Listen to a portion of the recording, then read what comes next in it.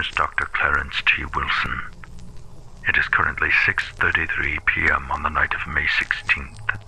This is psychiatric evaluation number 1. Patient's name is Jeffrey Allen Woods.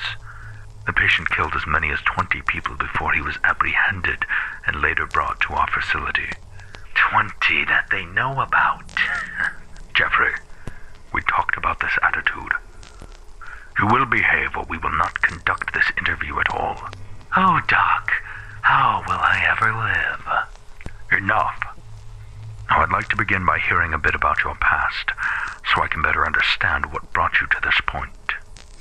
Are you expecting to hear about my violent, abusive asshole father who would just as soon knock your teeth out as look at you?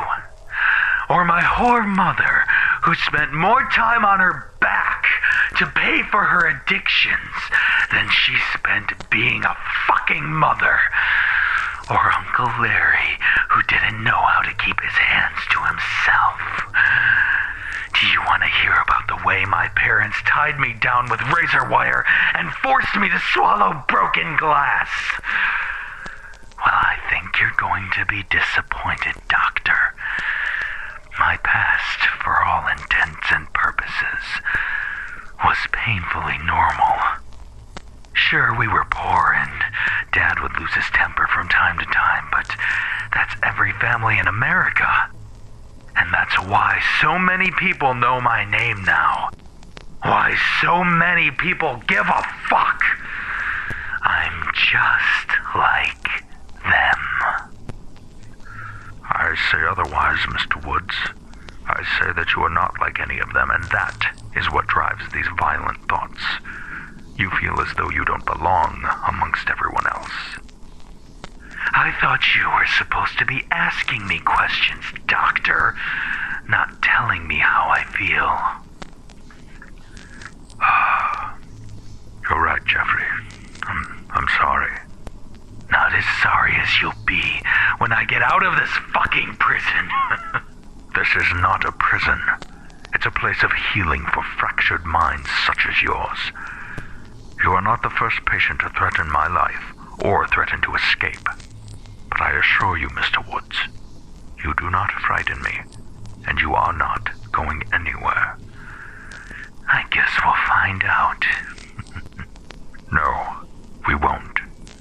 You'll be left in isolation if you keep this behavior up. Are you going to keep this behavior up, Jeffrey? Very good. Now tell me about your first victim. Who was the first life you extinguished? He was so scared. He looked at me, wide-eyed like a helpless little puppy, before I stabbed him and shoved him down the stairs. Oh no, wait. That was my little brother. Have you ever seen the abyss through the sparrow's eyes? I'm not sure I follow. Lou is always afraid of everything. That night was no exception.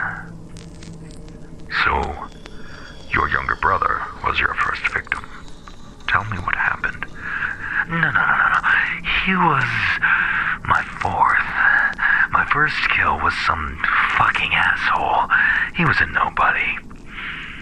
You know, Doctor, I was wondering, how are your two little girls? How do you...